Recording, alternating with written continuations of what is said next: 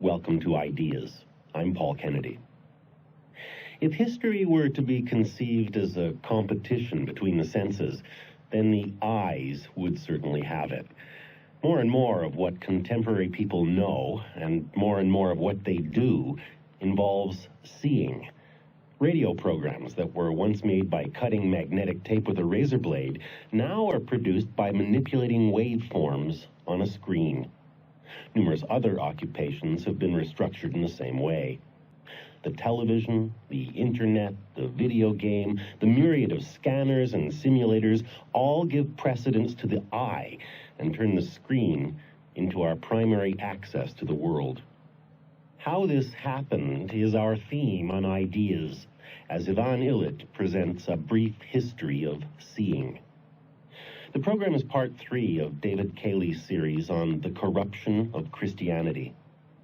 In previous programs, Illich has argued that our contemporary world can be understood only as a distortion of Christianity. In this episode, he examines the way in which the sense of sight has changed under the influence of the Christian claim that Jesus was the image of God. The Corruption of Christianity, Part 3, by David Cayley. During much of the last 20 years, Ivan Illich has been preoccupied with what he calls body history, a history not of what people did or thought or said, but of what they physically experienced. The body appears at first glance as a natural fact, something on the side of nature rather than history, its experiences relatively unchanging over time. But during the last generation, Illich and many other historians have shown that this is not true.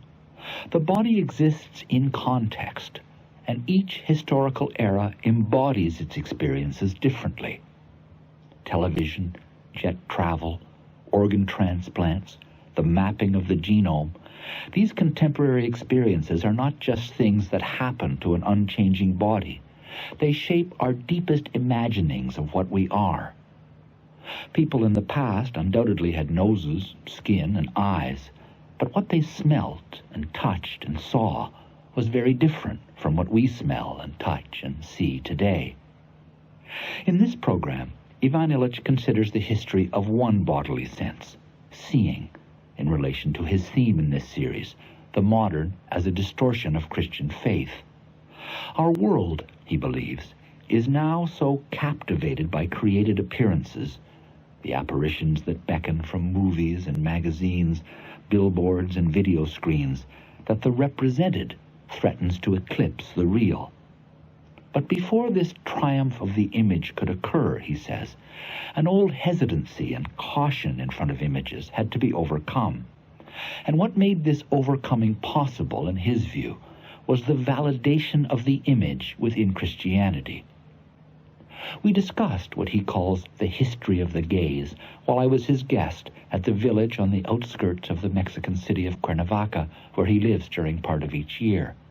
He'll come in a moment to what Christianity has to do with the history of the senses, but he began by telling me how he took up the subject. During 4 years, the first 4 years of the 90s, I focused my teaching and my reading on the history of the senses. By doing so, I took advantage of the fool's freedom which my renunciation to any formal teaching position gives me, that when I'm invited as a guest professor, I can really choose to teach what I want to teach, neither in a subject or a field or a discipline or a method which is imposed to me by my hosts. How did I get to this? Why did I want to understand hearing, seeing, smelling, touching, walking, feeling, by looking at them from the past? That is, trying somehow to become capable of understanding what a person formerly meant when he said, "I heard." I wanted to do this because I somehow had to explain how the senses can be satisfied in subsistence cultures with practically no money circulation, very little marketed objects appearing in their lives. I then realized that in order to understand the past in its reality, I had to get into body history.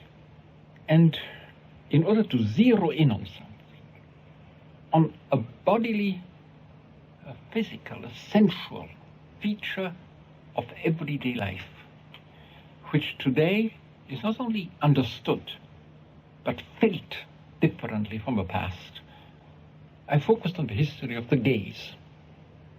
And since I wanted to get clearer to understand what body is, it so happened that by focusing on the history of the gaze, which is, or at least was, a bodily act of intercourse with the object of my gaze, of union, not of fusion, but of union remaining the two of us, of a Rose and I, distinct, I found a particularly propitious way of reflecting on the disembodiment that is characteristic, in my opinion, for more modern times.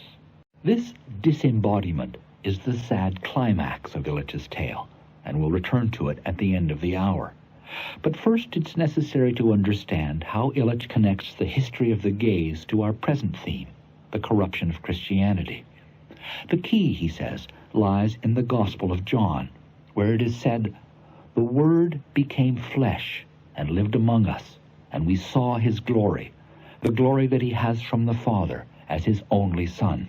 The heart of the New Testament message is that the infinitely good, wise, powerful, all these words do not reach him, that he whose name the Jews wouldn't pronounce, that Allah, now let me say God, that God did not become only words in the prophets, but flesh in the womb of a little girl.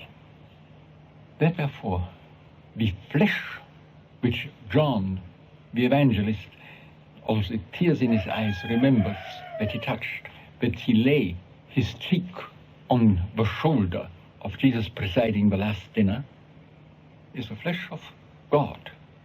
No, it's the flesh of the God-man. That therefore a respect for the human flesh, not as social entities, but as uniquely enfleshed persons, was changed by the gospel. I know further that, basing itself on New Testamentary statements, Christian always believed that the church itself is a body which comes into existence by Christian feeding on the sacrament, which was sacramentum in Latin baptism. By baptisms they were immersed in this new body as into water, and in the liturgy of Mass they shared it by eating, and capacitated through confirmation of their faith, they shared its spirit in that mouth-to-mouth kiss of which he spoke, conspiration. That what comes about there is a body, not in the abstract sense, but a body of true flesh and blood. Through their belief in Christ's resurrection from the dead, Illich says, Christians asserted that daily embodied existence had been touched and transfigured by the eternal life of God, that the ruins of time, as the English poet William Blake said, build mansions in eternity. The Christian encounters God in the body. The object which my eyes seek, which I'm invited to seek in the face of everybody whom I encounter, is the face of the incarnate God. Therefore, the object of my bodily reaching out or communing has to do something with the resurrection of the body. The belief that even though you and I will be ashes pretty soon, our encounter, our bodily encounter, is outside of this world in which I am now. That the bodiliness of I, of me, and of you, and of us, is a metaphysical quality, not an accident of the moment. My goodness. How can I speak about this mysterious new glory, thickness, phenomenological density of the body under the influence of Christianity, under the influence of the gospel, and the influence of the belief that he who knocks at the door asking hospitality will be treated by me as Christ, not as if he were, but as Christ. To the Christian, the stranger is Christ, Illich says, because the resurrection adds a new dimension to all bodies, not just the body of the risen Lord. But to understand how this Christian belief would eventually influence the experience of seeing, we need first to understand how the act of seeing was understood in the ancient world. This understanding was in many ways the opposite of our own. In the modern view, sights come into our eyes, conveyed there by rays of light. The ancients conceived vision as operating from the inside out, as outreaching by the projection of a visual ray out of the eye. In classical antiquity, the gaze was an activity by which my flesh got married with the flesh, or more precisely, the colors of the objects on which it grazed. The gaze was clearly described as a psychic proboscis or hand. It was called a psychopodium, the podia of hands and feet. What one did when one opened one's eyes, when one placed one's gaze upon somebody, when one sought the reflection of Ivan in David Cayley's pupilla. Pupilla means exactly the little image of me which I find there. But seeing was an erection out of the pupilla as loving as other erections are. But therefore, when I look at you, I caress you with my eyes. This understanding of looking as an active, outgoing movement rather than a passive reception made seeing a moral subject. It's something I do and can therefore do in a good or bad way. Classical optics, or opsis as Illich says, using the Greek word, was not just about how vision occurs, but also about the proper use of the eyes. As long as the gaze was conceived of as a human action, seeing was conceived of as something as willed, something as capable of being trained, as speaking or as hearing. Opsis of the antiques, of Euclid, beginning with Euclid, was an intellectual underpinning of the appropriate moral behavior. How to become doubtful when I see something. Is it a mirror image, a reflection, or do I really touch it? Do I get where I want to get, namely to the eyes of Cayley, or am I being distracted from it by the watery substance of the air between us, which deflects not only my attention, but actually my visual ray from what I want to search for in order to love it? Optics were the basis for the appropriate moral use of the eyes as searching, touching bodily parts. When you open any book of asceticism, any book which teaches you how to meditate, how to live in the presence of God, if you open these books, the custodia oculorum, the guarding of the eye, is always a major chapter. How the eye must be guarded from seeing wrong things, of seeing not interior vision, but dreams, apparitions, follies created by my wishes.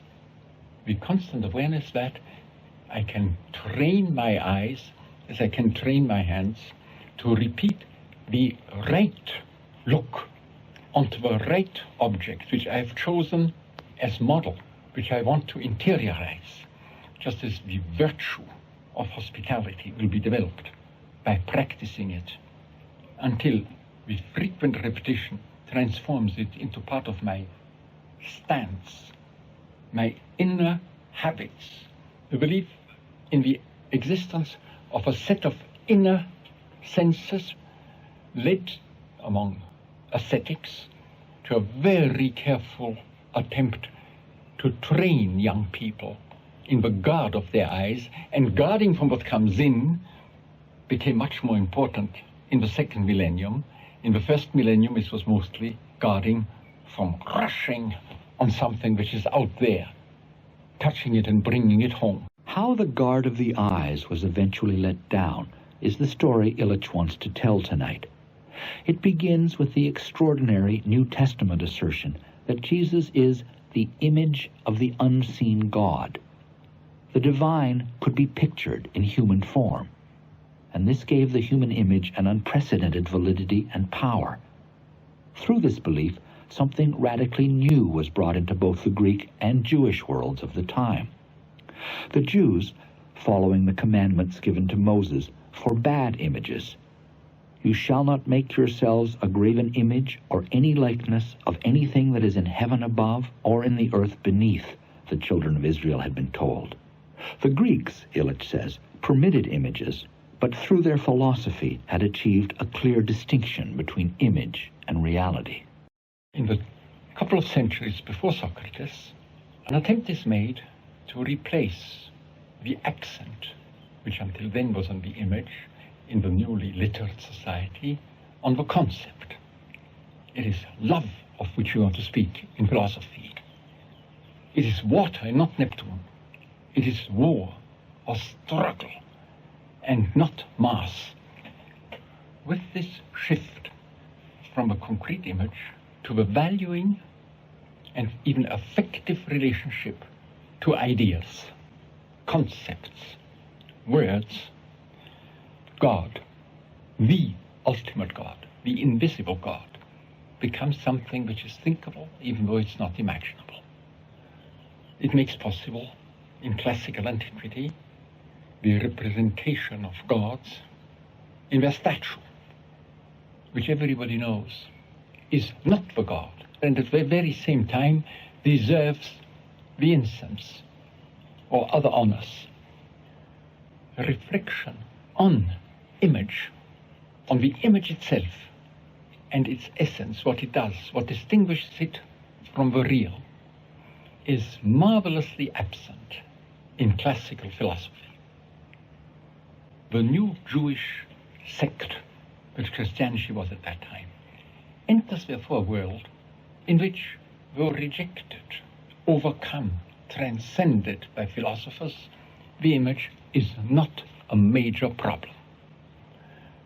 I insisted on Jewish sect because the Jews bring in an attitude towards the image which is of extraordinary radicality. Thou shalt not make yourself any image or likeness, because it could distract you from the adoration of the living God.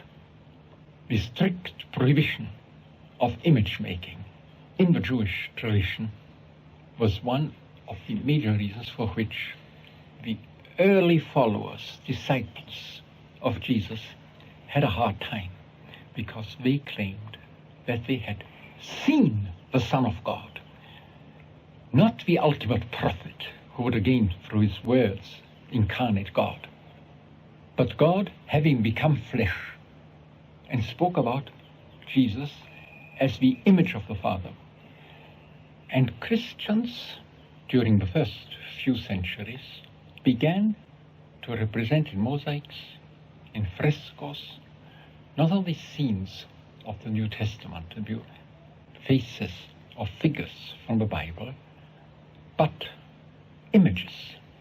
They represented those whom they worshipped, in clear contrast to the Jewish mandate, thou shalt not make yourself an image or likeness. By the 5th century, the Byzantine churches of the Mediterranean were filled with overwhelming mosaics, all of which figurative, all of which representing not just figures, but persons. stylized as you want, as over-dimensioned as you want, but images of persons. The reflection on iconology, on what images are. Why it should be legitimate for Christians to violate the command of the Old Testament, thou shalt not make yourself an image, because Christ had appeared as the image of the Father, comes to an explosion 726. 726, when is that? Well, for those who are not Byzantinologists or church historians, it's 50 years before, or 40 years before Charlemagne is born. We're already in the West well into the Middle Ages. It's a time when the Muslims become a major threat for the continued existence of Byzantium. Leo III, the emperor of Byzantium, won a battle in which he had stopped the iconoclastic, image-destroying Muslims. A revival of the Jewish command with a vengeance had come out of Arabia and had swept away the images from the churches with the progress of the Islamic armies from Egypt through Asia Minor into Greece. Right after the victory over these notoriously iconoclastic Muslims, the Emperor Lazar went to the bronze gate of his palace, the main gate of his palace, and removed the image of Christ that was enthroned above it, and replaced it with a simple symbol, a cross. With this ceremony, he started a fierce debate that raged sometimes with violence and war for several generations. Its issue was, can Christians bow and pray before an image? The icon bowers, iconoduloi, held that the cult of images was a legitimate and good form of piety, a devotion, a liturgy that has been customary since the beginnings of the church. A true and pretty bloody war began about the gaze. The war ended in the year 787, 61 years after Leo had replaced the image of Christ with the naked cross. An ecumenical church council was convened to thrash out the issue at Nicaea, the same place where a much earlier council had formalized the doctrine of the Trinity in the so-called Nicene Creed. The council was carried by the views of John of Damascus, sometimes called the Damascene. He drew a distinction between the prototypos, the prototype, which is the model and source of the image, and the typos, the type, which is merely an instance or impression of the prototypos. The legitimacy of the image was preserved. At the close of that council, the icon of Christ was placed again into the bronze door until half a millennium later the Muslims took it down. How was the issue resolved? John of Damascus reached the consensus of the great majority of the council fathers, the bishops from East and Western Mediterranean, with his doctrine that an icon is a threshold. It is a threshold at which the artist prayerfully leaves some inkling of the glory which he has seen behind that threshold. A typos of the prototypos which is in heaven, that the icon is a window into eternity, where the risen Christ and his bodily assumed mother are already in the glory of the angels, and the prayerful person uses the created beauty, the beauty created by the artist in prayerful painting, in order to step through the typos, devoutedly to the prototypos. If therefore he bows in front of the reflection of the real flesh of those who are represented there as incorporated already in the union with the body of Christ.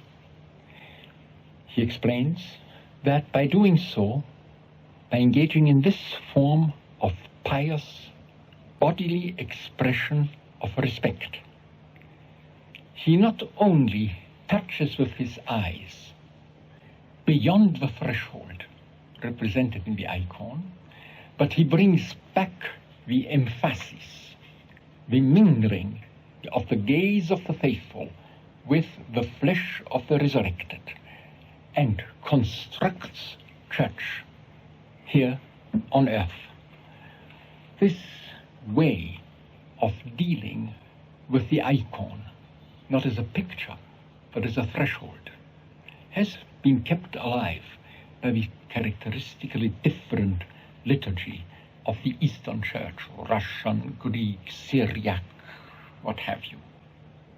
I had the chance of reading a report of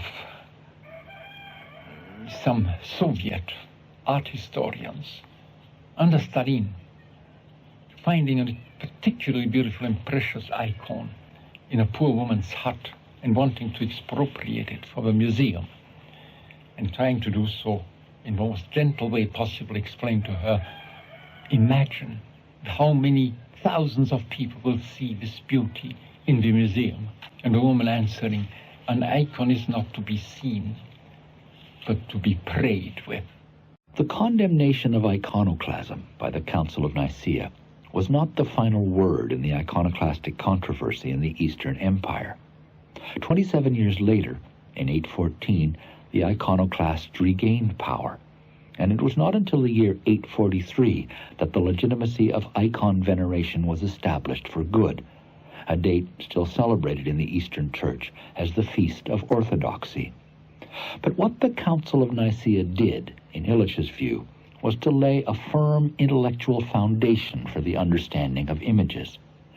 Conceiving the image as a threshold allowed a clear distinction to be made between the image in itself, the image as object, and the image as a gateway or access.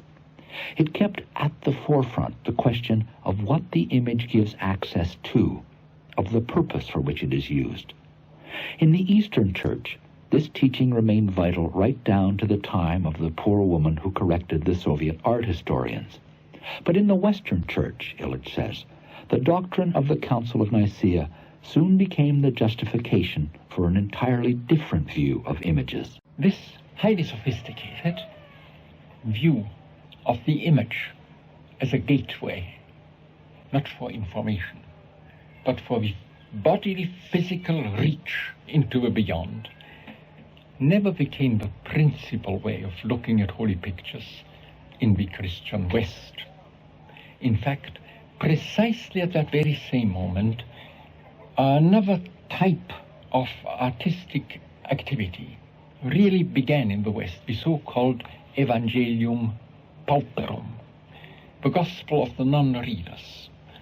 The role, there are quite a few of them preserved, from which the gospel is read from the pulpit in the tiny churches by the priest or deacon, while he reads, the role unfolds on the other side and shows to people those scenes.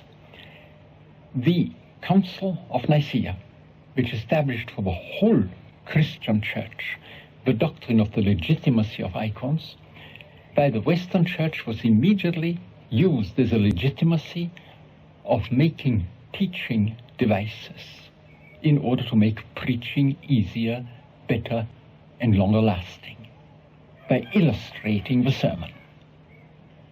Through the transition of the doctrine, for me, beautiful and convincing, I must say, of John Damascenus, by which the picture, the image, acquired legitimacy within the cult, by bringing it back to the West and making the image a teaching device here. Western pictures are painted as representations of scenes, not, especially after the 13th century, not as thresholds, inviting you as little shadows into the glory behind them.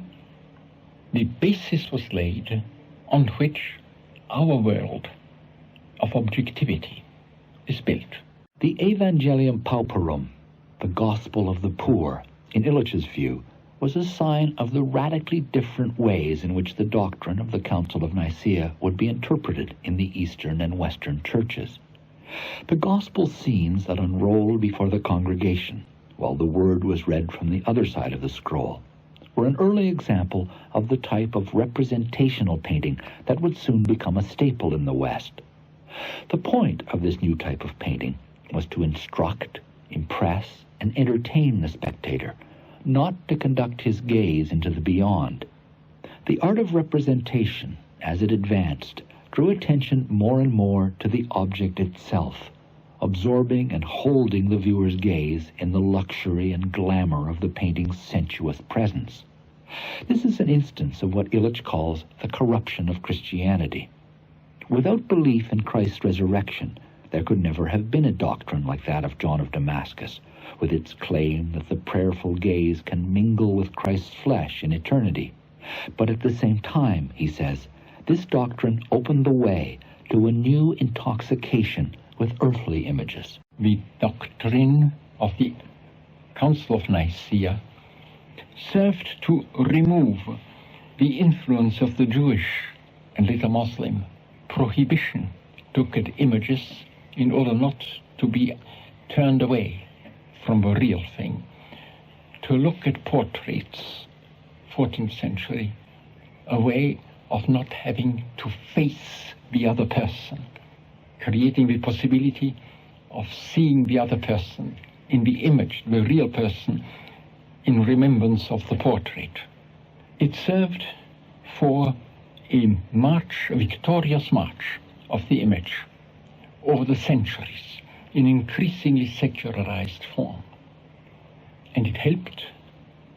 For me, it became essential in the history of what we call objectivity. Objectivity, Illich believes, is the condition of a world that can be pictured, a world in which pictures tell us what things are really like. But for this world to come into being, something more was necessary than just the legitimation of images.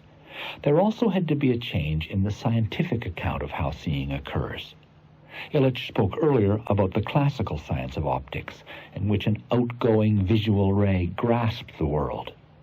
The modern theory holds that the eye is a camera in which a lens focuses incoming light on the sensitive screen of the retina.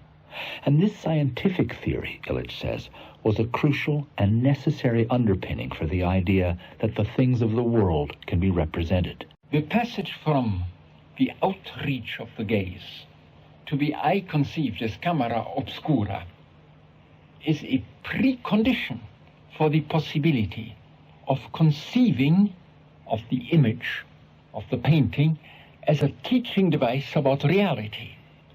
Because you can pretend to create a facsimile in modern optics, in the science of light, by which the artist, or he who commands the artist, transmits doxa and dogma, knowledge, to you through your eye.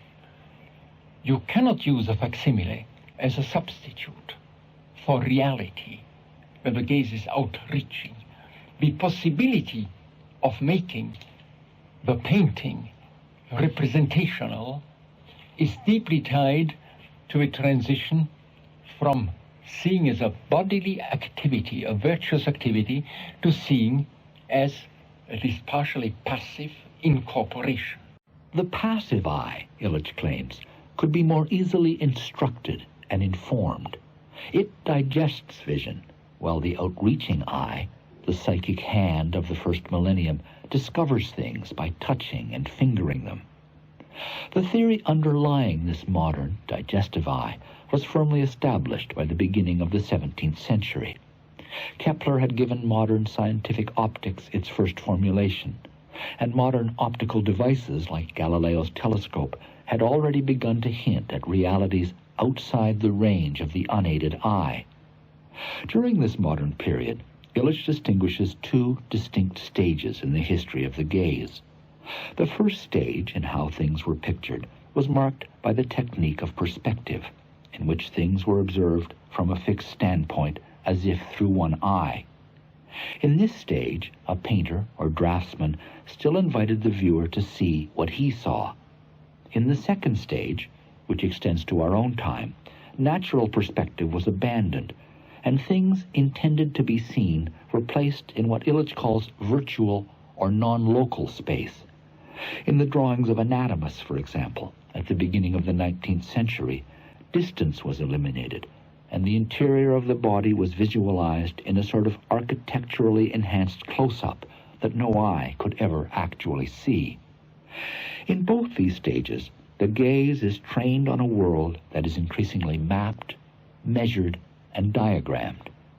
We see, not as Aristotle supposed, because of the natural fit between the eye and its objects, but because our tools of observation and techniques of representation remove the veil of mere appearance and show us what is really there.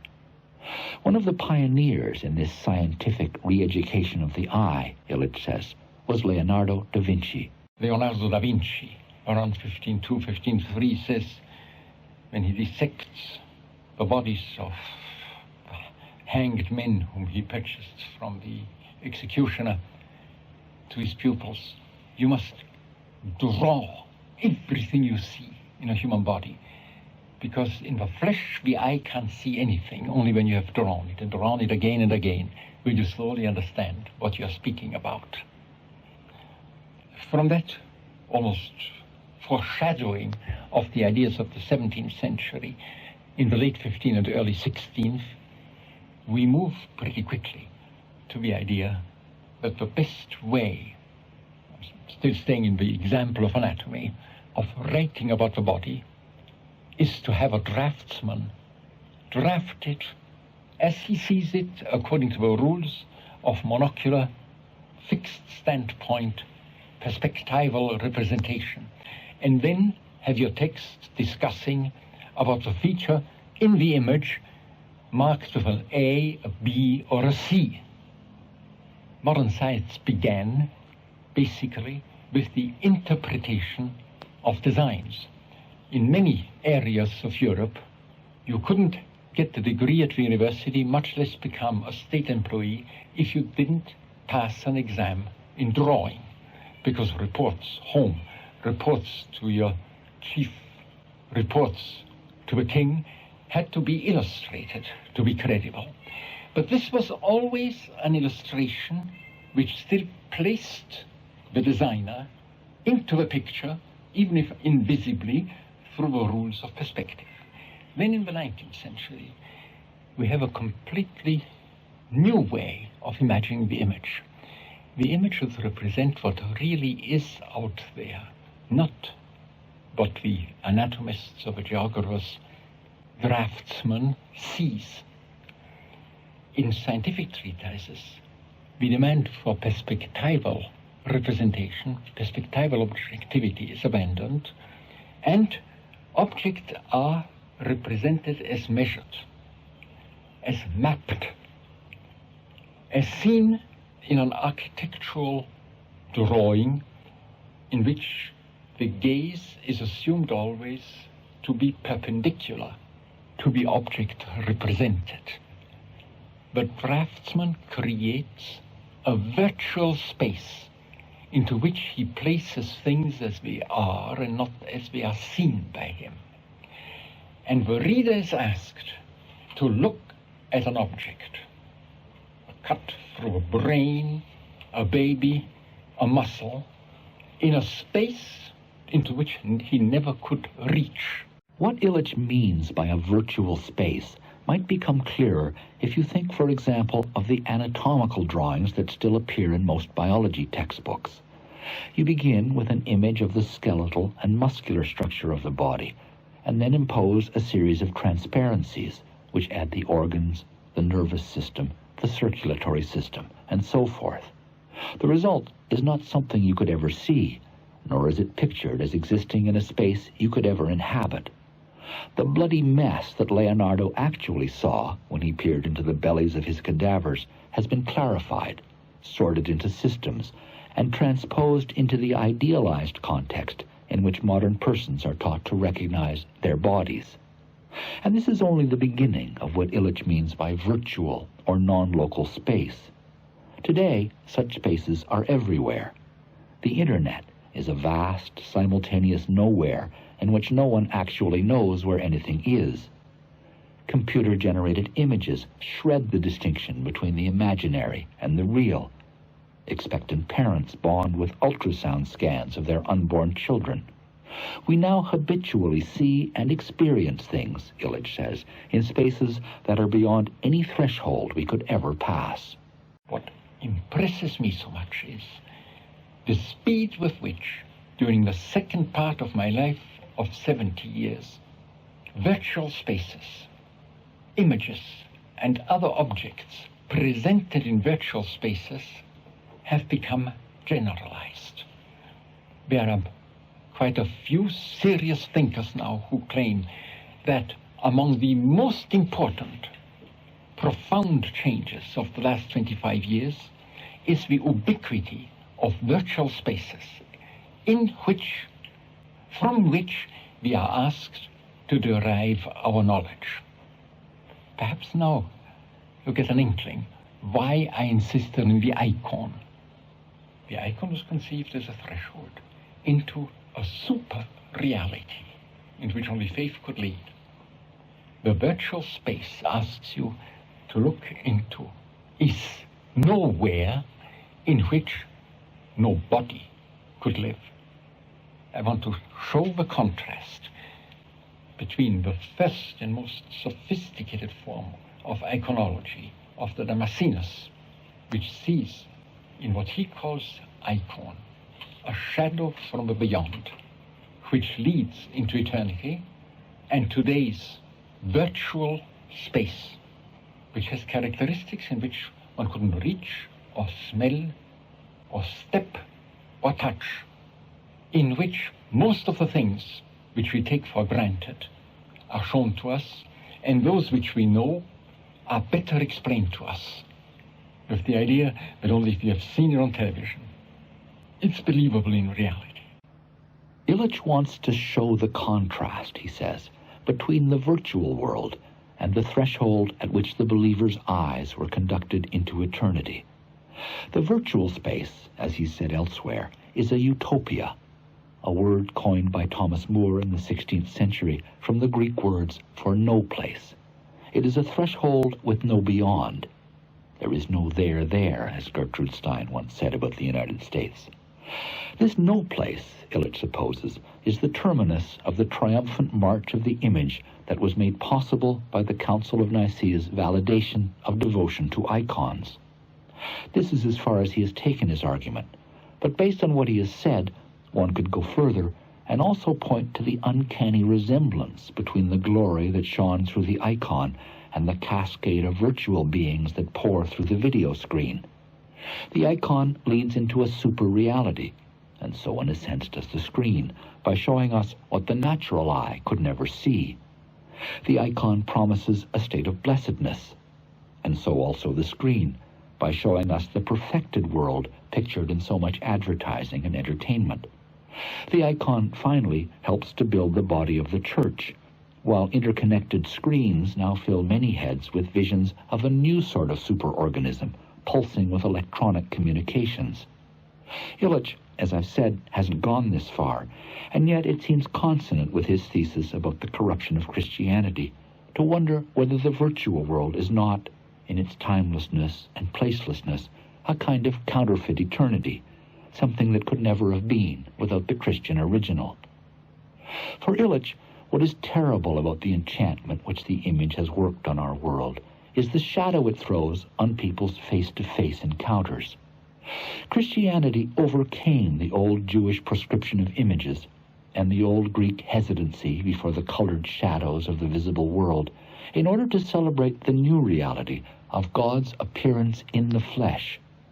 But this new freedom to see the divine also became a license for the avalanche of images that followed, and this has left modern people uniquely exposed to illusion and entrancement because the old reservations about the image have been overcome and discarded.